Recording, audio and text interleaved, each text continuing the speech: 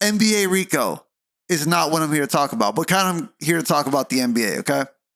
There's an article that came out, and this is all alleged, I think. I don't know. So I'm going to go ahead and read this. In a new excerpt from journalist... Well, welcome, everybody. In a new excerpt from journalist Yaron Weitzman's forthcoming NBA book, revelations have surfaced that Russell Westbrook, viewed LeBron James as fake, reportedly growing frustrated with a superstar's behavior and perceived lack of authenticity during their 2021-2022 season collapse. Sorry, Okay. Super far. That's okay. But so are you just telling me there's drama and all I'm going to hear about right now is drama? No. Between two guys that he said, she said? I should have specified. The Joe Budden podcast is the clip that I brought today. Okay. Right? And that's not them. But the question and the statement that I brought to the table today spawned from this, right? So I wanted to read this article first. Got it. Yeah, and then show you the clip. Okay, let's continue. So according to the excerpt, tension peaked during a team event featuring actor Will Smith. As Smith arrived to give a motivational talk, both LeBron James and Anthony Davis mysteriously left the room, a moment that reportedly irritated Westbrook. Fellow teammate Patrick Beverley allegedly told him that LeBron and Davis can do whatever they want, reinforcing a sense of double standards in the locker room. When the two stars returned to greet Smith, Weitzman writes that Westbrook was visibly annoyed by LeBron's overly enthusiastic demeanor. A subsequent team photo showed Westbrook expressionless, symbolizing the discontent or disconnect that had quietly grown between the Lakers' leading figures. Okay, so interesting. This is not to talk about LeBron and all them, right? I want you to keep that in mind, right, for a second. Okay. I'm now going to play the clip. Okay. Once we go to the clip, then we're going to have the conversation. Okay. All right. Let's hear the clip. Let's hear it. It's a short clip. It's like 30 seconds. Okay. See, a lot of times people believe that it's a medium. Being brand and image conscious means that you are not being yourself. That you're not being yourself. Okay. And I disagree with that. I totally disagree with that. I think that your brand is your brand. And I think when you are as big as Michael Jordan, LeBron James, The Rock, Joe Budden, the brand will align with who they know you are. You don't have to be somebody else to attract the brand. Okay, so first of all, shout out to the Joe Budden podcast. That's a clip. That right there is Ish speaking. Ish from the Joe Budden podcast. Really fuck with Ish. I don't know him personally. I got a best friend named Ish, so that's pretty cool. But yeah, the brand conversation. Okay, so let me get this straight. From that, they're saying that I'm a little confused because the article is saying that Westbrook thought LeBron was fake and he had a bad experience, which kind of left a bad taste in his mouth.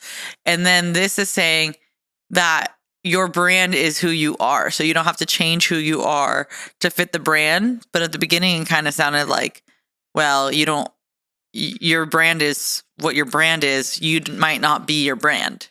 So that's why I brought it to the table, right? Okay. So this is this is just a clip from a whole conversation that the Joe Budden podcast had, right? And I'm paraphrasing for anyone who watches that podcast, but essentially they get into this conversation of, do you have to, or at a superstar level, most superstars come across as inauthentic in real life because they have to keep up a certain image, right? And it's funny, I brought this to the table because in my personal life or in the artist world, I see that a lot at a small scale. No one's making any money, and they're like, I got to be careful about who I surround myself with. I can't work with August. He wears a poncho, and I'm a white guy.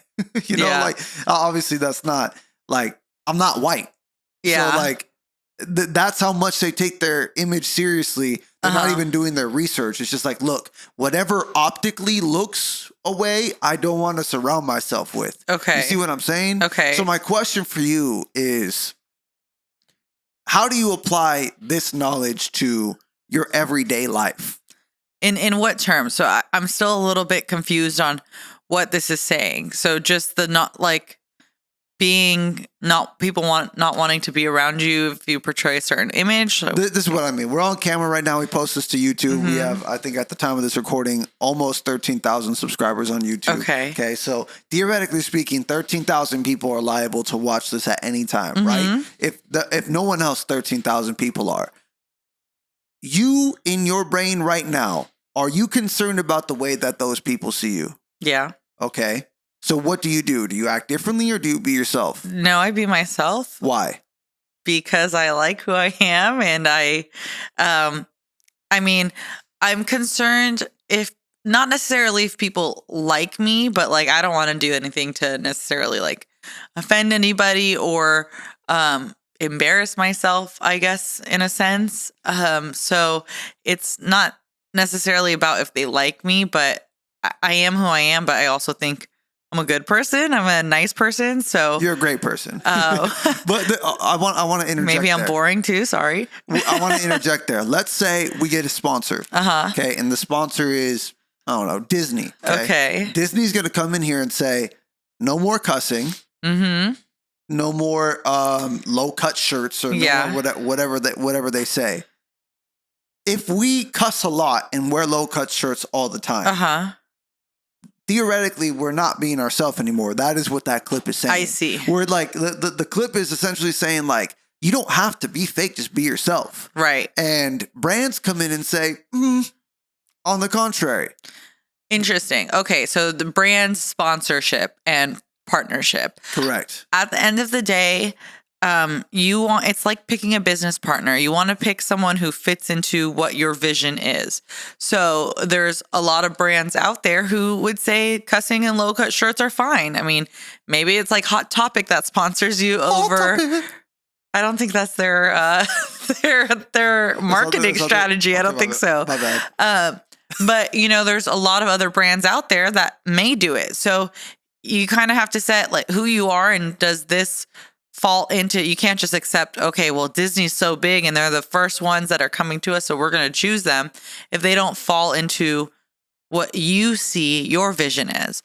So I think that it's really just a choice of choosing what your values are and what your goals are and seeing if that partnership or sponsorship fits in. And if it doesn't, then you wait for something else to come around, or you take initiative and you go searching for something else that may fit you a little bit better. So then I have a question based off that. Would you say that we care? Because you said like you want to work with certain people. Do you say do you think that when it comes to looking for partners, whether it's a business relationship or a personal relationship, do you think that we judge the book by its cover too quick? I can't speak for everybody. I mean, well, you get out to generalize, you know what I mean? I think in the day and age of like social media and stuff, yeah. I mean, you're just literally scrolling. You see something for 2 seconds and going back to our first video with the whole, I think, David Justice and Halle Berry thing. And maybe that wasn't our first video. I don't remember. But anyways. It was one of them. I saw a clip or I saw an excerpt on Instagram and it got me mad. And then I thought to myself, let me go deeper and see what this actually said. We were just talking about this the other day with promotion and marketing of propositions or voting, or you are distracted. Yeah, our dog just started eating something off the floor. Well, you were eating over there, so maybe you dropped some stuff. Bingo. Go ahead. So propositions or politics, right? On commercials and stuff, it comes out and they're feeding you one part of the proposition, but then you actually go and read the proposition and it's a bunch of different things. So they're feeding you the one thing that they want you to know. We do judge things a little bit too quickly in our day and age, and it's just kind of how our society is. But I think that when you are the person who is the quote unquote brand, when you're trying to pick who you want to partner with, you have to take it like any business relationship. You're going to find people or companies that fit within your values, your goals, and the companies are doing that too, right? Companies aren't going to go after people who are not fitting in with what their company brand is. So Right. it's a two-way street. I think that there is nothing wrong with fine tuning who you are. That's almost like going to the gym. To me, it's like, okay, you might already be muscular or you might already be athletic, but that doesn't mean that you can't work on yourself every day. Right. So and you have to keep it up. Right. So if LeBron in this case was already, I guess what the point of the article was like, you walk around like you don't care normally. And then someone famous walks through the door. You're like, oh my God, how are you doing? And like, and the reason you're doing that is because you're trying to align yourself with somebody else. And I think that is like what people mean when they say selling your soul, to be honest with you. I think that's a little interesting. And kind of my last point on this is, you do have to kind of mold yourself to the situation. I mean, when you're in church versus when you're at a concert, you're totally different people, right? You maybe at church, you're sitting there and you're very reverent, but at a concert, you're like, whoa, let's go. Yeah. That doesn't say that you as a character, like your characteristics change about you, but you're shaped towards your environment. So in the same sense, I mean, how I communicate with you and how my energy is with you is going to be different than how my energy is with the cashier at the store, or if we run into Will Smith, right? Like it's going to be different because there's different experiences with those people. So I don't think that just because someone has a different demeanor or a different expression in their emotions or energy levels with one person versus another means that they're being fake. It depends, but you're right. I think, and this is my last point before we go to your clip, I really want to see what you brought to the table this week.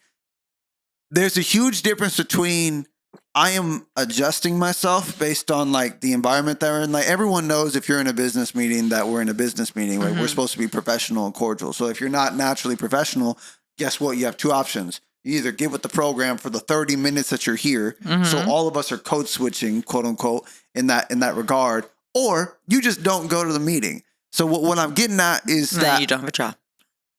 if that's who you are to your core, right? If that's, I guess that's what I'm getting at is a lot of the people, and I'm talking to you artists that either I work with or I don't work with, right? You pick your brand, but if you're picking something so far left because it's who you wish you were, then like. To me, that is fake. And the reason I think that's fake, I'll leave it here. Like, I was a lost soul, a lost person. I wanted to be who I was supposed to be, and I was too afraid to be that person. Once I met you, I didn't feel that way anymore. It took some time to adjust to that. Now in 2025, I'm like, okay, this is me. This is who I am. And there are people out there like, why does he wear a cowboy hat? He's never worn a cowboy hat for all of his life. What the? That's so fake. That's so fake. You're like, your voice right now. It's all fake. All right. Moving on. It's stupidity. Because like, bro, I'm not fucking 60. I'm 30 years old. And I've told you before that I've had issues with expressing myself. So now, as a 30-year-old man, I feel free to express myself. Guess what? There are a lot of people out there who probably have the same issues. Yeah. But if one day you want to walk around without a cowboy hat and you're like, I'm done with that, that's fine too. And style changes. Sorry, I was Go ahead. People think that this is what ties me to a brand. Like, this isn't the brand. This is like a silhouette to me, right? If you're watching this right now, the post has already come out about my outfit. So go to my Instagram page for that. But what I'm getting at is like, I can wear what my brand is not about what I wear. Right. I'm not a fucking model. Yeah. My brand is about, I feel this way. Therefore I'm going to say that. That's my brand. Yeah. Right. I wish people were more authentic. But what did you bring to the table this week? So I brought to the table something completely different than what you did. We can go ahead and play the clip. Data in Sardinia. Their 2004 landmark study identified Sardinia's Nuoro province as a region with an extraordinary high concentration of male centenarians, Oh, here we denoted go by again. their blue lines. 100-year-olds. Since then, scientists have expanded the blue zone concept from Sardinia to include Okinawa, Japan, Nicoya, Costa Rica, Do you know what the blue Icaria, zone is? Greece, and Loma Linda, California. The question, what can be learned from the high concentration of centenarians living in Arciaroli? Centenarians are people over 100. Arciaroli is part of what's known as the Cilento coast of Italy, situated 104 kilometers south of Naples. Cilento is a rugged, picture-perfect region Hold on. Can we that pause it, features please? mountaintop villages that spill out. Here we go. You get a thrill from this, don't you? You get a thrill from this. You're like, I want to pick a clip with the biggest word that I could find. A centenarian is someone who's over 100 years old. I kept saying that. Yes, but like Have you heard of the blue zones? 2 seconds. No, I haven't. Okay, so that's what we're talking about. We're talking about blue zones where there's a high population of people who are over 100 years old. Okay. Okay? See how easy that would did that feel good for you I to say couldn't that? play the whole 30-minute clip for you. I'm No, sorry. I'm asking you as a human being. Did it feel good for you to say what you just said? I don't know. Were you like, oh man, there weren't enough big words in there? Like, No, I did not think there that's what were- I'm saying. Like, the title, Longevity, Journey into the Blue Zone, Tech Now. That's not a tech no. That's not even that bad. Like, that's great. That's great. Right. Yeah. And then 2 seconds in, centenarians have an intercontinental extravagance of it's like, dude, can you say is at least? Just say the word is. Okay. All right, let's continue. The Mediterranean Sea. Residents spend a lot of their time outdoors here, working their land and walking nearly all the time. The Okay. region has become synonymous for good health, rich and fresh produce, pasta, olive oil, and rosemary. It looked like my tios. This is where the so-called Mediterranean diet was first scientifically studied by American Oh, I scientists get it now. and survived against heart disease. It's now about to become the focus of 21st century science. And that should be it. Okay, so scientists are baffled that being outside, walking a lot, and eating good food keeps you alive for a lot longer. No, they're not baffled by it, but they're trying to figure out because there's places all over the world. One of them is in California. If you missed that part because you were so caught up on big words. Now, there are places all over the world, a few places that have a high population of people over 100 years old. So the scientists are going there to those areas to study what those people are doing. Yeah. This one, in this part of Italy, yes, they notice that they walk more. They're walking all the time. They take care of their land. They make their own produce, and everything is essentially fresh made there. But the other place in California, I did see something about that a long time ago. And I mean, think of places like here. I mean, we're not getting all the fresh stuff, and we live in farmland, right? But excuse me, they are very active. So my question to you is, okay, back in ancient times, we know people weren't living to 100 years old. Nah. But they were always active and they were eating fresh foods, right?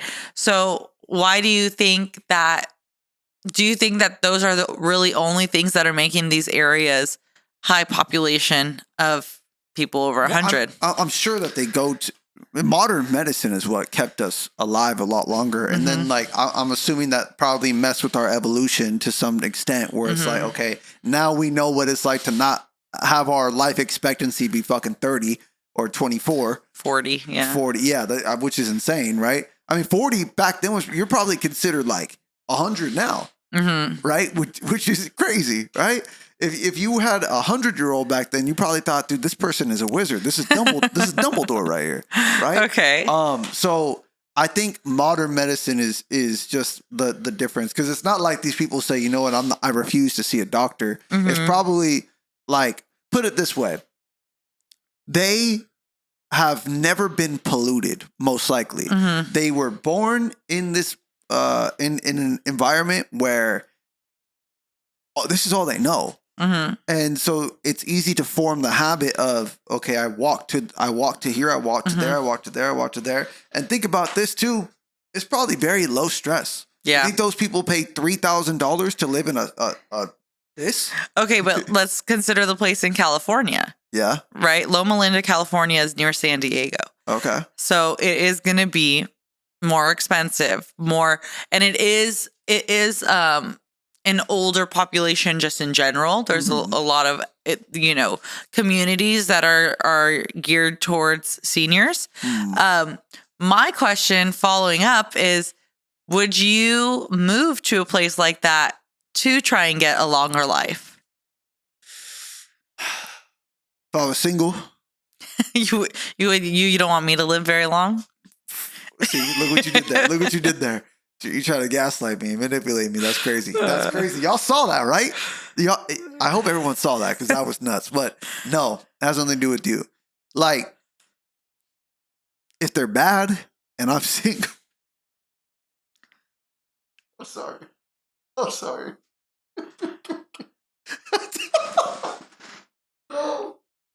Oh. Okay. Would I move there? If we weren't so bougie, then yeah, I would. I mean, the place in California. I don't know what it looks like. What does it look like? It's near San Diego. Hold It's on, a very hold on. nice place. Producer, could you go to Safari? Or no, sorry, Google Chrome. If you go to Google Chrome and Pull up Loma Linda, California. that's another big word, by the way. Loma Linda? Melinda. Is it It's two different words. LOW? No, it's See? LOMA Linda. Okay, all right. Loma. If you could pull that up to the big screen, please, producer. I'm gonna have to put this on the screen. Okay. So go to Images? yeah, go to images real quick. Okay. This doesn't look like where my wife wants to live. Do you My think wife it grew up looks in nicer Southern than here? That California. is in Southern California. No, I know, but she It's grew. next to the beach. That's one picture of a palm tree Where? right there in the bottom right corner. Producer, click the beach, You say please? please. What does that say? That Beaches looks like every beach Near in California. Loma Linda. Yeah, I mean, how far are we from a beach right now and you moved me here?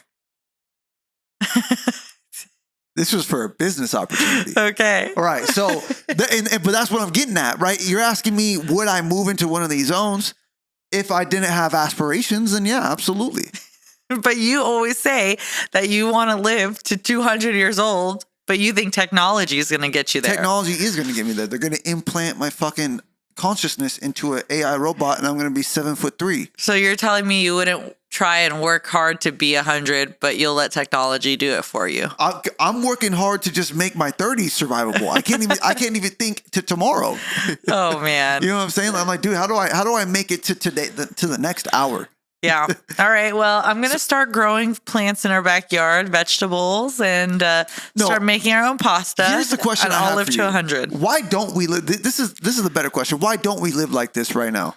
Why don't people live like this? Because comfort. You know what's don't think hard? that's comfortable for people? You know what's hard? Digging into the ground. Oh my gosh. Get out of the gutter. I didn't say anything. Go ahead. Digging holes into the ground to plant fruits and vegetables that take months to actually grow. Mhm. So the what is it? The fruits of your labor, literally. Yeah. You know what's easy? Getting in my car, driving 2 minutes down the road, going to a market, not even talking to anyone, picking my fruit that I don't know what's on it, what happened, where it was grown, going to the cash register, paying with a credit card, and then walking out. People want things quick and easy now. They don't want to work for it. No, that's a fact. That's a fact. But why? You think babies don't come out the womb and say, "I want McDonald's"? Because it's comfort. Society has given us so many things that make our lives comfortable. It's habit building. All of us want comfort. Yeah. All of us want comfort. Like those people want it, that is comfortable for them now. Right. I guarantee you the other end probably feels uncomfortable. When we went to Portugal, like the food over there, like was so light, even though it was like the same portion sizes. It was so light it almost was like, dude, did I even eat? Yeah. And you want to know what was uncomfortable? Walking up all those hills and stairs. Yeah. But the people who live there are just like, this is just another day. It took 40 minutes to go 1 mile. It can convince an American to do that. You see, I'm serious. Yeah. Unless you live in the city. The average American, I should say. Yeah. Yeah. So, I mean, we don't live that way because of habit, right? We're born in an era, or we're born in an environment, and we're lucky to be born in an environment where everything is just kind of like on a silver platter for us. Yeah. This is going to be kind of a stretch, but like, you know, my family didn't grow up rich, right? Mhm. But I can tell you that the struggle that we went through still was a more enjoyable conspiracy experience. It was a more enjoyable conspiracy. The struggle I went through was a more enjoyable experience compared to some of the things that I've seen in European countries, right? And those aren't even necessarily poor areas. Like, think about like plumbing, for example. Yeah. Right? Like, some Right. people can't even put toilet paper in their toilet. Right. That's fucking insane to me. Because they have a bidet. A what? A bidet, you know what that is. Oh, you mean the thing? Yeah. I think that's some Diddy stuff, but that's not. It's way more clean than toilet paper. Okay. But anyways, continue there's on. still some. I'm not getting diddled while I'm taking it. All right. The point I'm getting to, it's habit stuff, not just I comfort. married you. Yeah, you did. You're welcome. Gosh. You're welcome. You got. Yeah, so it's habit, not just comfort. And that's true. And I mean, it is what you're exposed to, right? If we were not exposed to all of these luxuries, then we'd have to work for it. But I think that it's great. It's great to have luxuries and stuff, but people need to learn how to work for things. Facts. And it's not a bad thing. You feel so proud when your one fruit grows from the fruit tree, when you did that, versus That's such I a don't feel simple proud life, of though. anything that I buy from the grocery store. That's such a simple life. If I were to look you in the face and say, "Hey, babe, like, just so you know, we're giving all this up, and tomorrow we're going to be farmers," you would leave me. You would leave me instantly. You'd leave. Well, me. because you can't just take me from city living to farming. I got to learn how to garden first. Then what you doing? What are you doing here on a reaction I need show? help. I'm here because of you. Because you asked me to do this. You know what? All right. Top 3 reasons why you married me right now. And you can't say kind. Top 3 reasons? Top 3. Oh my gosh, you're going to put me on the spot? Between 15 seconds. 1, Excuse me, what? 3. You can't put me on the hot seat like that. Okay, well, you can't say you're kind. You can't say I'm kind. You can't say I'm funny. Go Well, on. I wouldn't have said the second thing. Just kidding. I'm hysterical. And you know. Because you were very not present, but you always showed up. You were very consistent, Reliable. very reliable. You showed me how much you love me by being reliable, but being there and having that empathy. And you allowed me to be myself, but also challenged me to grow. So I don't know. You questioned our marriage like twice in this episode. And I was like, so you had to know why I loved you.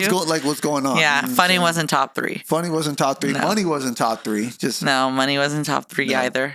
Hey, what's up? What's up?